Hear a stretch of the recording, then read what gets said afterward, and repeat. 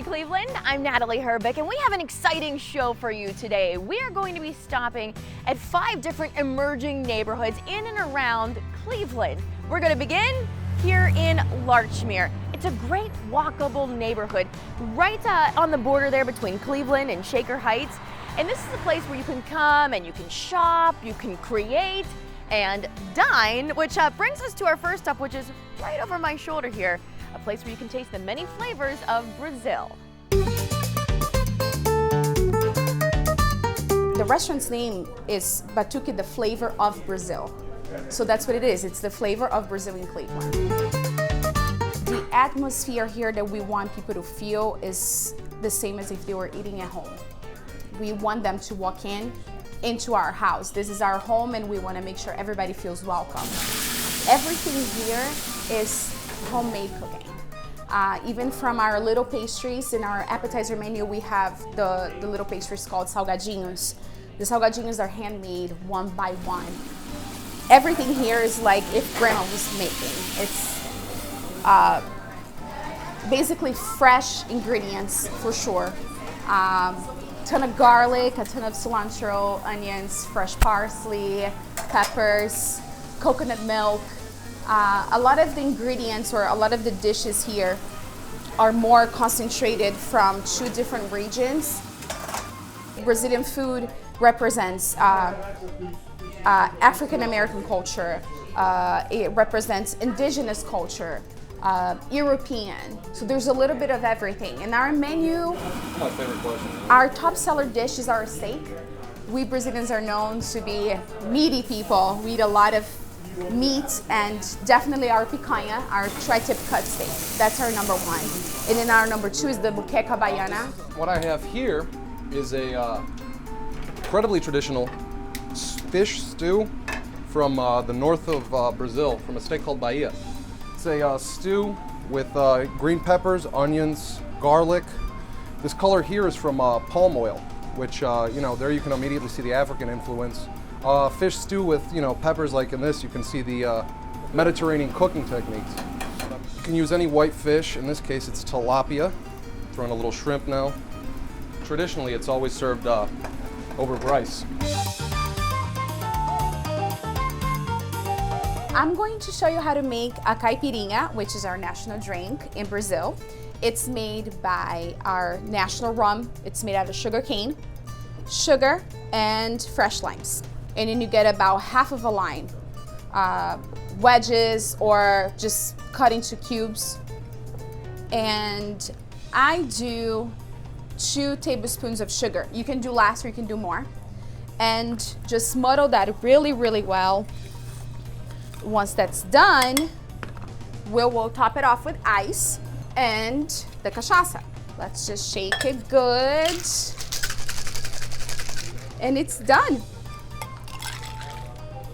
This is good all year long, and they blend well with all of our food. As you all know, Anderson Varejão, Andy, he's Brazilian. He's been playing for the Cavs for a very long time, and he is a huge fan of our food. Our food is authentic. It's made with all the love from the bottom of our hearts. We just want to make sure that people really feel the love of Brazilians here in Cleveland through our food. You are always going to feel like you're at home when you walk through the doors of Batuque. I love the name of this restaurant. Keep in mind, they are closed on Mondays.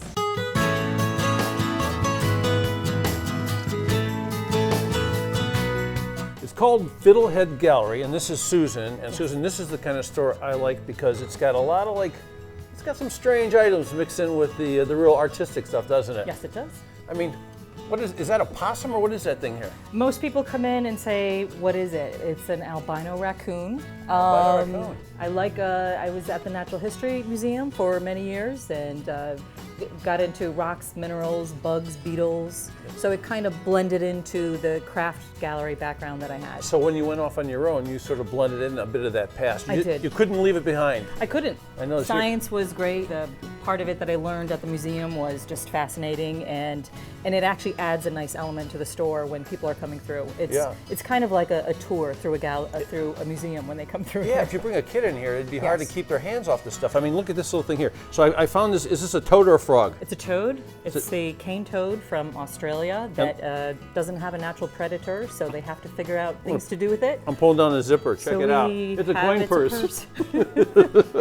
That's pretty good. And you just stuff him in your pocket. Yeah, leave his little legs I'll sticking pay out. you for that later. There huh? you go. There you Okay, go. so what else we got going on here? This looks like something that you see stuff like this in Mexico, in South America. Guatemala, a number of beaded stuff. I do tend to do a lot of animals, bugs, you know, and then mixed it in with some local glass, metal, leather. We got some pottery or ceramic over here. Which is one of my favorite. I'm using it today. That I is see my that. I see favorite that. handle. I thought you were just doing it to Seriously, keep your hands warm here. Yes. No, I have heat here. We're doing good. Hey, I tell you, I love your neighborhood, this Larchmere neighborhood. So you're on Larchmere in the corner, 128th Street. Yes. Kendall's across the street. But there's all these great little antique stores and such. But you sort of bring something new and fresh to the neighborhood. Well, you know, I really wanted to concentrate on a price point that was missing in the neighborhood. Yeah. You know, and I'm back to the customer service where you come in and you actually have someone who carries on a conversation with you, finds out what you're really looking for, and the other part is just getting back into working in the neighborhood too. I love the goofy stuff. Yes, that's actually a potter from Toledo. It's lollipop pottery. Crystals, that comes from your Natural History Museum past. Minerals, fossils, some things, you know, all around the world. Who doesn't like dinosaurs? From Tajikistan. Tajikistan. Hand felted. So this is Yes. great. So you find this stuff from all over the world. Boy, Yep. that is some Kyrgyzstan. Most people can't spell it correctly. Well, I was reading it. How's that? That's pretty good. But I love this too. Let me drag this out here. Little recycled, a lot of co-op, a lot of women-owned businesses. Fair trade. Yep. What's something like this cost? That's around $70.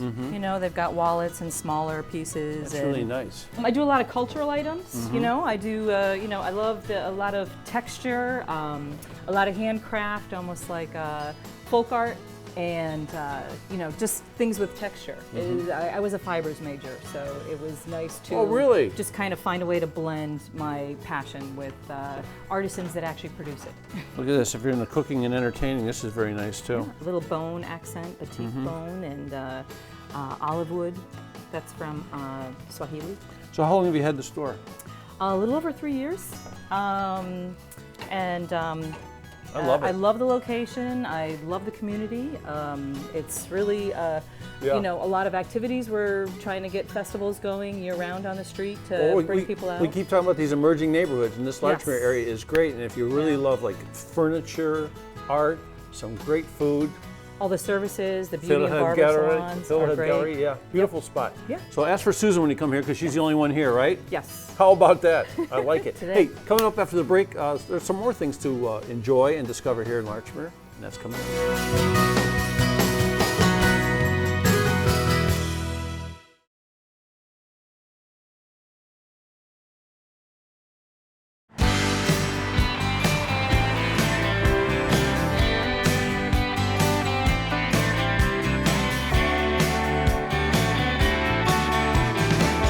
Welcome back to New Day Cleveland. We are making one more stop here in Larchmere, and it's a place that will inspire your creativity.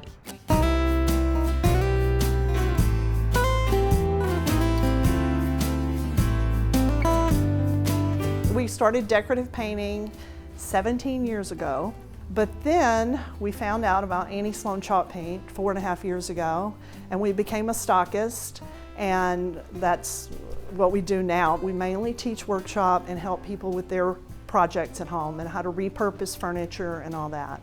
Chalk paint is a mineral-based paint. It's all water-based.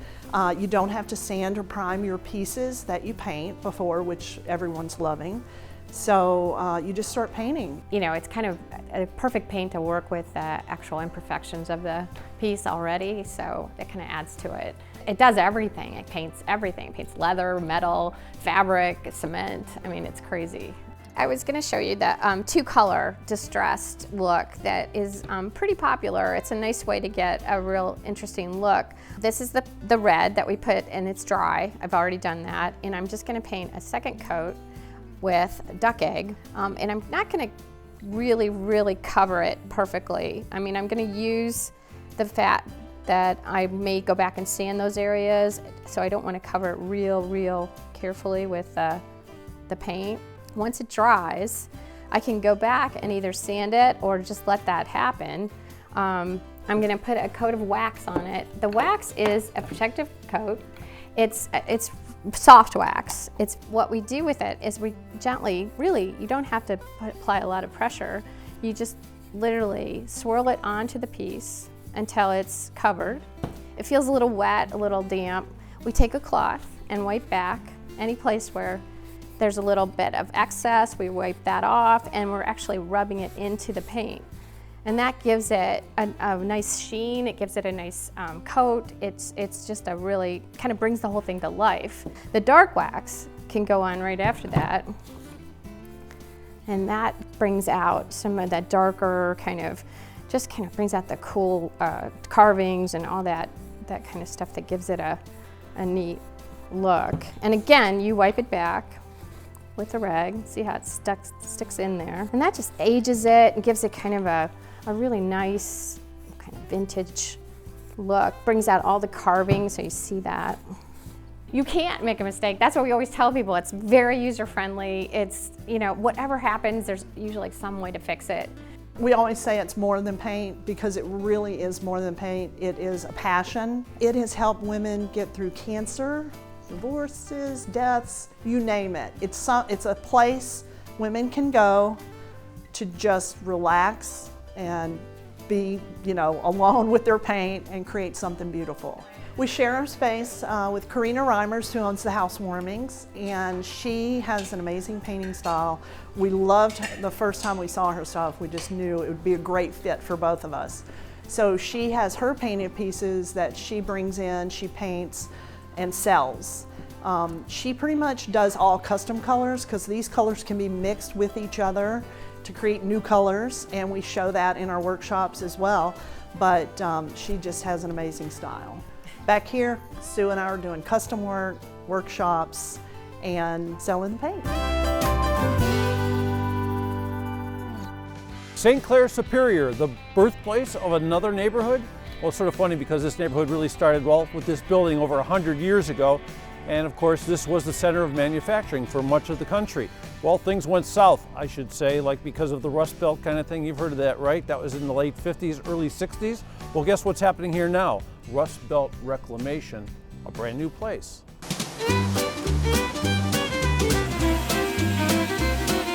Well, I feel like an explorer in the neighborhood, the emerging neighborhood here. I found Chase at a place called Rust Belt Reclamation, and that sort of plays into exactly what we're talking about here. We're talking about re-emerging neighborhoods, and you guys are almost like recycling neighborhoods, aren't you? We are. Rust Belt Reclamation goes into old structures that are slated for demolition and repurposes those materials into commercial installations. So we make furniture and installations for commercial settings. So every time I go down the street and I see an old building and it looks like it's abandoned, I wonder what's inside of it.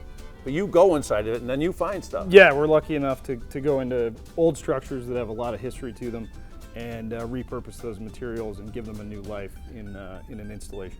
So I'm walking in here to meet Chase and I see a table out there. Beautiful table. It's got irregular shape and all that. And this is something that you guys sort of found and turned into something? Yeah, that table that you're referring to specifically is a piece of windfall maple that was cut down by a power company that was going to end up in the landfill. We were able to repurpose that into a live edge table and really bring out the character when we finished it. So one man's junk is another man's treasure. So they say, yes. And if you polish it enough. Yeah, absolutely. Okay, we're standing here. It looks like we're on the surface of Mars here or something. Most of the things that you see in this room here are salvaged from the T&B foundry. They're old sand casting foundry patterns used in the casting of steel, and they're relics of Cleveland's industrial past. They're all solid mahogany and pine, although some of them look like they're built out of steel. They have a metallic paint on them. Looks like a movie set to me. Absolutely. So we repurpose some of these and make anything from mirrors to coffee tables to table bases out of them. What would you do with something like that? That might be a table base that we would mount a surface on top of and incorporate a custom fabricated steel fitting onto it to bring it up to a table height. So Rust Belt Reclamation, who does all the work? You? No, sir. No? I'm on the sales side of things, but we've got a crew of about 20 craftsmen down in the Like shop. elves? Not quite elves. They're highly skilled craftsmen. I guess an elf is similar to that. But, Okay, let's go find out. Yeah, let's go talk to them. So this is the lumber yard from a ghost town here? Somewhat of an old lumber yard. The material that you see here is our rough raw material. These are several barns that we tore down with the help of an Amish crew out in Hunting Valley. We were able to send our crates out, or bins out to the job site on a flatbed. They tore down the barns and denailed the material, and it showed up here as you see it. It's an example of the sort of scalable deconstruction that we're able of accomplishing. This material is currently drying. Once it's completely dry, we will cut everything to length and take it up to our ready raw inventory, and we can inject it into our inventory. So the guys in the workshop, what they'll be doing is when they need certain pieces of wood to complete their project or whatever you guys design, they come down here and they pick out the perfect piece. That's correct. They'll go into our ready raw inventory and pull out whatever material is specified on that particular project and process that and incorporate it into a surface, wall cladding, whatever it might be. You guys have enough space here or what? I think we're doing all right now. We have about 120,000 square feet, and we're almost full. Well, we got our eyewear on because this is where the action is. And what kind of projects are the guys working on now? These guys are processing material that's going to go to the Home Plate Club at Progressive Field. They're processing some structural beams that came out of the Morton Salt Mine in Fairport Harbor underneath Lake Erie. And those will be used as table bases for some surfaces that we're building as well. So a lot of these things that are treasures that become even more beautiful treasures, a lot of stuff could have ended up in the landfill or something. A large majority of the materials that we use were diverted from the landfill and would have ended up there if we hadn't gotten our hands on them. I saw beautiful tables as I walked in. I saw some mirrors. I've seen some bar applications. A lot of great art pieces here. For people out there watching right now, like what are some of the pieces they may have seen around the city that you guys have done? We did the corner bar at Progressive Field along the right field line. It's beautiful. Thank you. And we also did some work at the Brown Stadium, or First Energy Stadium. A lot of winking lizards around town, primarily commercial applications.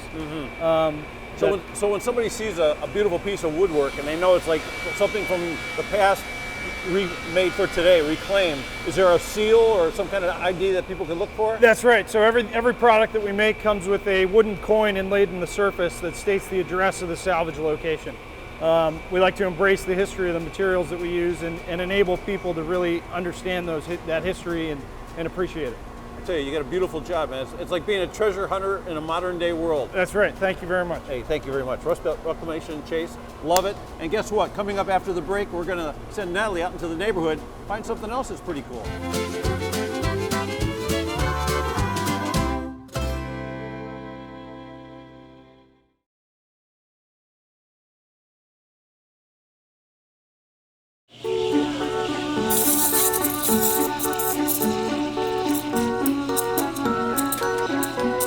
Welcome back to our neighborhood show, all about neighborhoods that are really on the rise. We're back here at the St. Clair Superior neighborhood at Artaphino with Karen. Karen, the place itself is just wonderful. You walk in here and you're greeted by a lot of great art. And is it all from local artists? Yes, we predominantly do feature local artists, including artists that live here or work here in this building. So the building itself, it's been here for years and years, and decades, I'm sure, but you recently, within the beginning of the decade, transformed this. Yes, this was Cleveland's first legally zoned live, work, loft building, and we renovated it into 80 apartments in 2001. And there's a lot of artists that live in this building. They have their actual shops here that they're utilizing. So it's really all about the arts, and you've brought that into this eating space as well then too. We have. We are very fortunate. All the sandwiches here at Artaphino are named after artists, some local artists as well as national and worldwide artists. And we do feature local art, local jewelry, and local food as much as we possibly can. Oh, so let's dive into the food here, because I know watching them make these sandwiches, they just look so mouth-watering. This looks like a veggie sandwich. It is. It's our signature veggie melt. What's in there? Okay, so that is our typical veggie melt. We do have our bread is from Orlando Bakery. We do utilize Orlando for our bread supplier. We have artichokes, roasted red peppers, olives, black olives, onions, and a mixture of cheeses. I'm sure that's a hit. This one also has to be a hit, just by the looks of it. Okay, that is our most popular sandwich, and that is our Cubano. And so that's a typical Cuban sandwich. We make our own house-made chipotle mayo. We have then a pickled tomato, a marinated pork, salami, and ham. Now, the desserts, when you look in over here at the counter, they're all mouth-watering, and you just brought a little sampling for us. The brownies look to die for. The brownies are one of our biggest sellers, and they are made with Ghirardelli chocolate. Ooh, okay. We have our lemon bars, and then we have something a little more health conscious. These are called energy bites, and they are made without refined sugar. So this is great. You probably, the time of day that we're here, there's probably people bustling in and out, I'm sure, when it comes to lunchtime, but you're open until what time of day? We're open from 7 a.m. to 4 p.m., Monday through Friday, and then 10 to 2 on Saturdays. So when people come in, I think they really can just sit down and almost relax and enjoy the atmosphere around them. I mean, is that what you were hoping to do? That is what we were hoping to do, and we do try to highlight as much as we can things that are going on in the neighborhood. This is really a mecca for a lot of people to come and congregate, meet other people in the neighborhood, as well as have meetings. It's a very convenient location to have meetings. We have free parking here, and so it's a great location just east of downtown.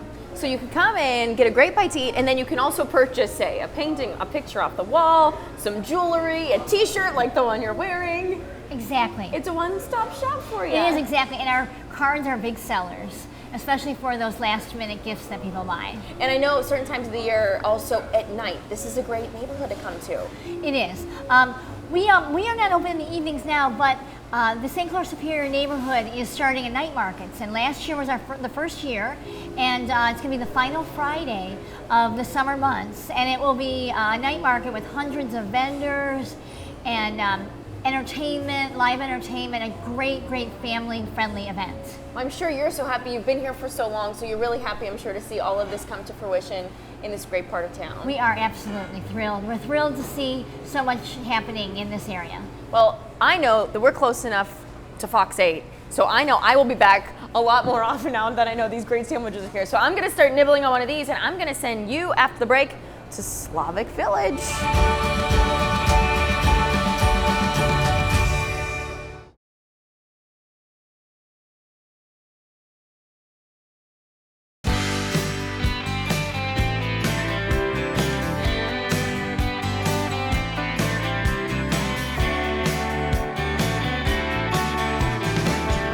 Are you ready for another great Cleveland neighborhood? You're going to love this one. Welcome back to New Day, Cleveland. This one's located right off of I-77 between Fleet and Harvard. It's called Slavic Village, one of the oldest ethnic neighborhoods. And there's some great tasty treats in there. In fact, we're going to visit one that was established 100 years ago.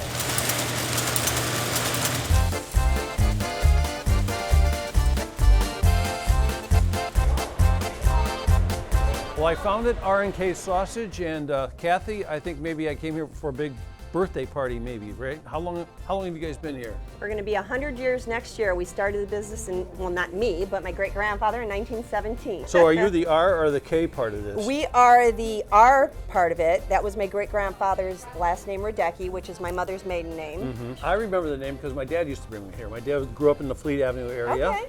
Polish guy, yeah, how about that? I see some pictures up here. So these people up here, one of the originals in here? This is Joseph Radecki. He started the business in 1917. He passed it on to his son, who is my grandfather, Casey Radecki, along with his brother, Chester.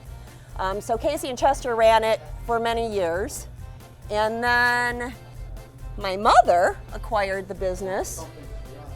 So this is my mother, Mary Radecki Archacki. All right. And from there, my brothers, Marty, Chris, and there I am, became the fourth generation owners. Fantastic. Speaking about generations, I'm staying here, and this lady back here in the corner, she comes in and she's coming in here. She came from another community nearby because she's picking up all this stuff from RNK because that's what her kids like, because she used to serve it all the time. So people come from far and wide to buy your sausage. They keep coming back. A lot of people have moved out of the neighborhood and moved out of the state.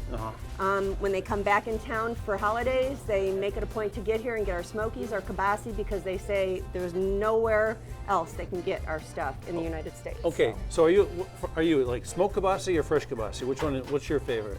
Partial to the smoked. To the smoked.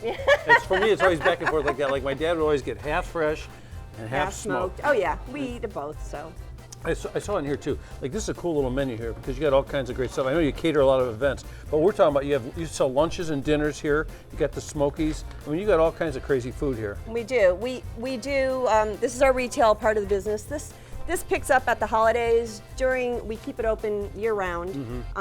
But this isn't our bread and butter. We are a wholesale producer of smokies, which is our big seller. But we have all different flavors of smokies. So smokies is like maybe the backbone of the business now, huh? It really is, because we have a lot of wholesalers that go out and distribute it across the Northeast Ohio region.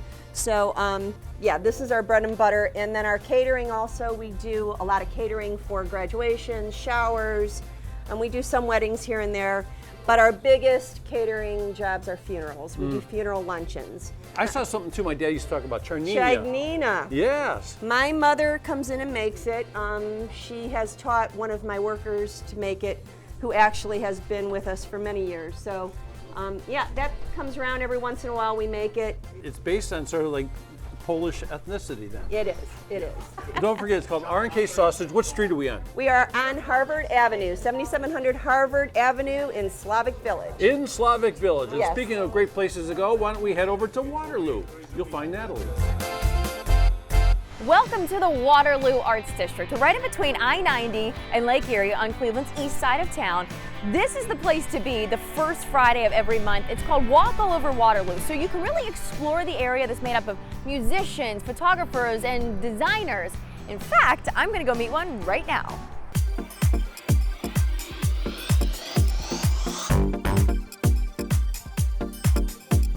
If you're looking for a custom piece, you gotta come here to Drew Christine Fabrics and Design. This is the one and only Drew.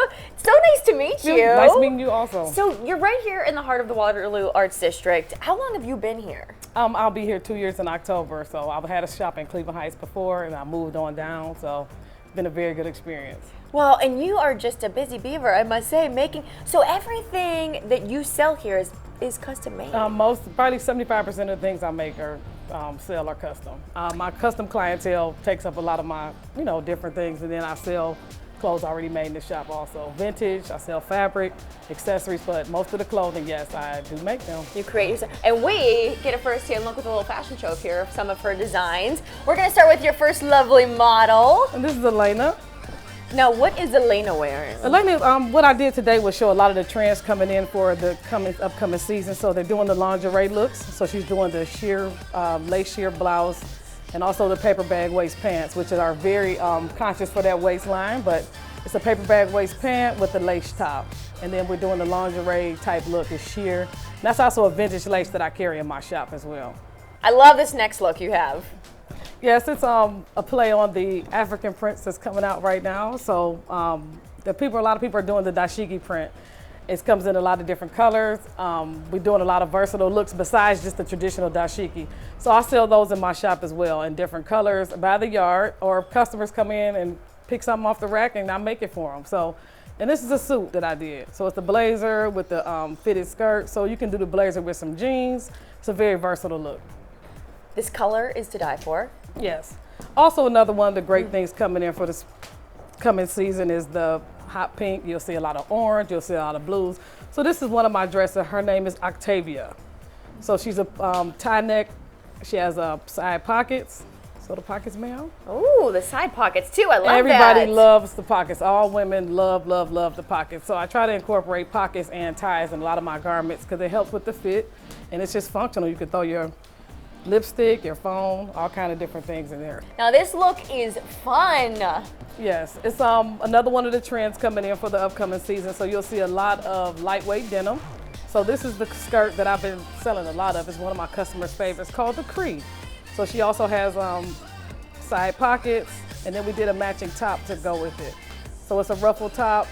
We're showing a lot of the midriff this season, so ladies get ready. But this is one of my favorite looks. So how does the process work then when a woman comes in here and wants to have you design something for her?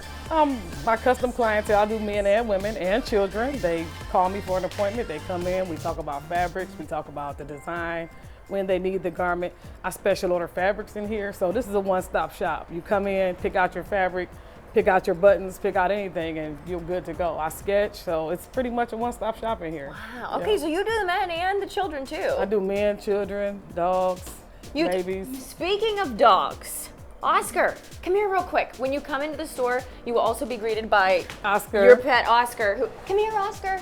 Come say hi to the camera. Look at this little fur ball. I just love him. So not only do you get to come in here, because you want to come and probably stay a little bit, because it's not going to be a quick.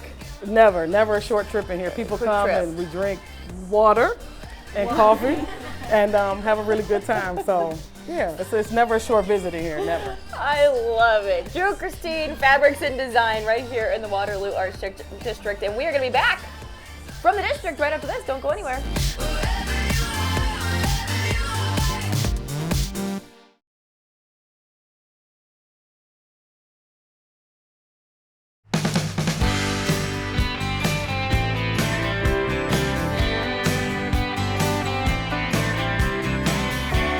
Welcome back to the Waterloo Arts District. We have one more stop for you, and it's just across the street. It's Pizza for the People at Citizen Pie.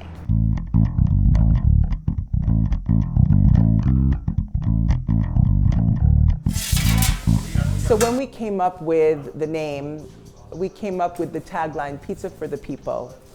But without a pizziolo, without somebody who I think is a pizza savant and somebody who is so incredibly talented and devoted. You know, you can have the oven, you can have the flour, but you need the guy, and we had the best guy. Ordering. I was obsessed with the pizza all my life. I was regular chef and always was in love with the pizza. And pizza was one of my childhood favorite food, and all my life I tried to make it better and better and better every day. We make Neapolitan style pizza. Doesn't mean it's 100% Neapolitan, it's more Neapolitan inspired. This is just a wood-fired pizza. This oven came all the way from Naples, Italy, where the first pizza was born. It's all hand-made from volcanic soil of Vesuvius Mountain. It's designed specially to cook pizzas only, and I think it's the best tool for this job.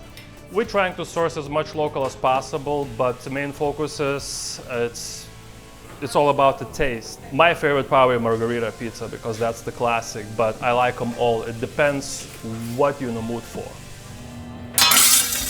First, before we make pizza, we want to make sure our oven is right. We don't have a knob to turn up and down, so make sure fire is hot. Our dough is very simple. We use naturally risen dough. By naturally, I mean we use only power of sourdough, naturally leavening, no commercial Easter. 3 ingredients in our dough: flour, salt, and water. It all gets risen room temperature only. Classic margherita gets dressed only with the red sauce, basil, and fresh mozzarella. We use about 3 ounces of cheese per pizza. Ideally, margherita has to be cooked anywhere between 60 and 90 seconds. Crust has to cook, sauce has to evaporate, cheese has to melt, and that's it. We're gonna use turning peel. Once the crust will start to rise, we're gonna turn it side, which is facing the fire right now, away from the fire for the even cooking. We're halfway there. We serve only pizza here. I always wanted to focus only one thing and make it right versus half a dozen things and making just mediocre.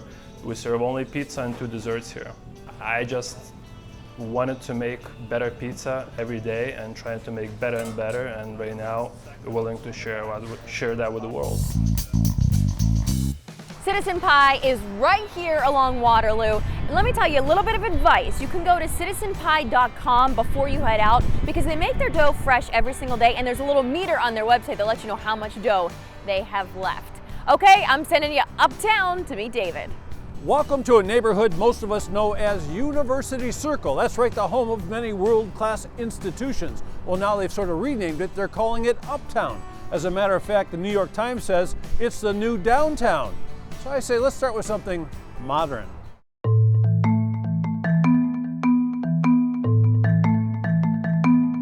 You've seen that crazy building at the base of Mayfield Hill at Euclid in Uptown or University Circle. It's called Mocha, which means Museum of Contemporary Art. Right, Deidre? That's right. And I got Deidre here, and I got to tell you, you walk in this building, and there are interesting things everywhere you look. And I was here a couple years ago, but I don't see anything that I saw here before. Right. At Mocha, we are a non-collecting institution, so basically that means that we completely transform from the ground up 3 times a year.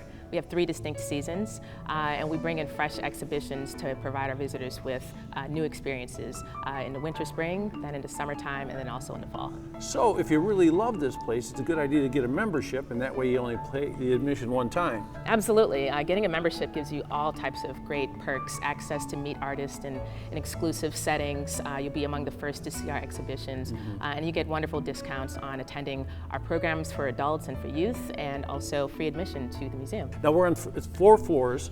This is the 4th floor.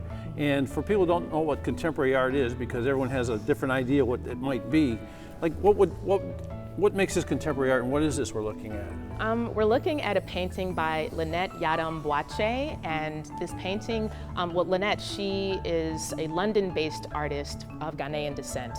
And she creates amazing portraitures. She kind of does it in an amazing fashion because she paints them in a very speedy approach, and almost like she completes each painting in a day. So that's a pretty good quick explanation. So that was the speedy explanation, right? Right. Okay, I could go into more. And then I look over here, and there's a lot of space on this 4th floor. This looks like a hairball. It does. A very elaborate and beautiful hairball by an artist named Valerie Blass. Here's another thing that's very cool. Look at this. I was looking at this picture, and from out there it looked like a flat picture, but this thing it's a little padded, isn't it? It is, it is. It's upholstery. It is. And one of my favorites, I mean, I've only been here a few minutes, but happens to be, it looks like a rock with an arm sticking out of it. Yes, that is a sculpture by Valerie Blass as well. She created the arm out of a cast of someone's arm. It looks like a real arm. It does. I noticed when I came in the building on the 1st floor, there's a big video screen and chairs sitting there. So there are programs that continue all the time here. Right, right. Our ground floor is called Gun Commons, and that's where we have all of our public programs for the most part, whether it's performances or artist talks or parties of different kinds. Also, the ground floor is always free and open to the public, so it's a place where you can come and spend time, lounge. And you can always sneak into that store I was saying is so cool. The store is wonderful. It's really hard working in this building sometime and not going into the store because there's some amazing gifts in there. I like the crazy square candles. There's a rectangular tall candle. It's like 20 bucks for a candle, but it's so cool. I really like it. So there's a lot of great stuff here. And like I said, we're on the 4th floor. That's the 1st floor. What's in the middle of the museum? The 3rd floor is our administrative office, so that's where all of our planning. That's where you hang out. That's where I hang out. And then on our 2nd floor, we have another gallery, the Lewis Gallery, and that's where we have a number of other exhibitions on view. Thank you very much. My pleasure. I Thank love you. Mocha Museum of Contemporary Art. It's at the base of Mayfield, right on Euclid in Uptown, also called University Circle. And we're going to have a little bit more right after the break.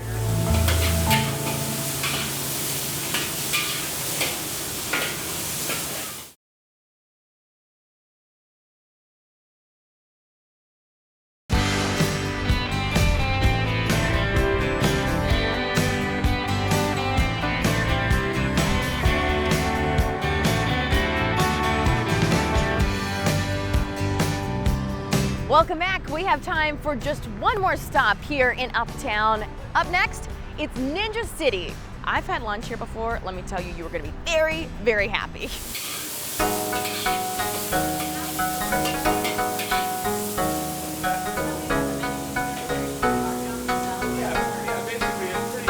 My partner Dylan and I came up with something that's a little bit more of like a casual bar cafe kind of a vibe, but with a lot of the same food.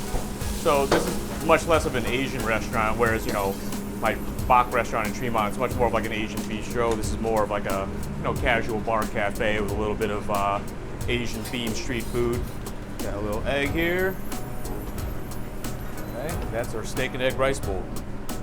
And basically the menu is a combination of some authentic Asian dishes that we do at the other restaurant, like traditional Vietnamese pho and banh mi sandwiches, steamed buns, a lot of which you can kind of pick your own protein.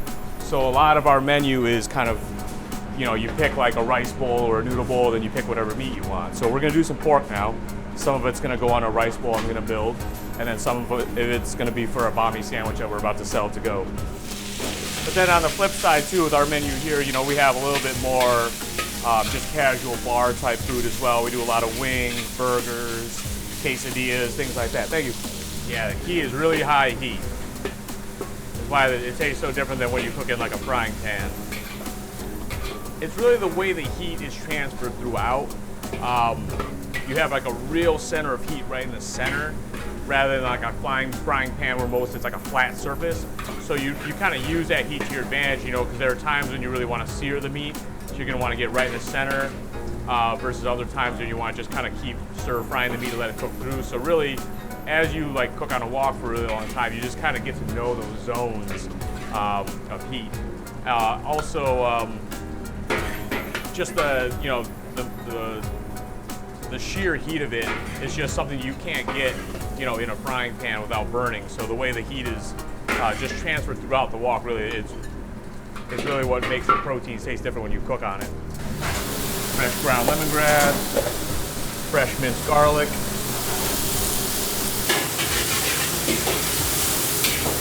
You can obviously tell your server what you want, but we also like having it feel like, you're kind of participating in like a choose your own adventure kind of a thing. A little bit of hoisin sauce here. When we put together the menu, we wanted to have sort of two options, like traditional entrees, like sandwiches, noodle bowls, rice bowls.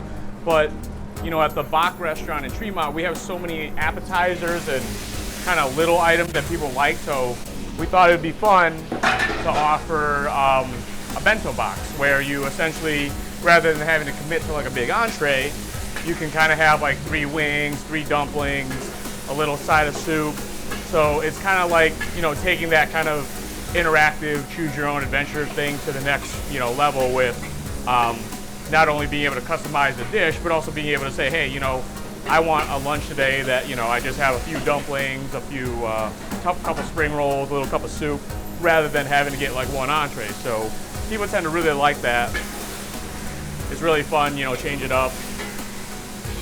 Sometimes you just want a little bit of something, but you don't want to have to get like a whole dish or something. So it's perfect for that. So people really like our bento box options. All right, there's a little bit of beef here, down in the heat. A little bit of ground lemongrass, minced garlic. These are gonna cook real fast.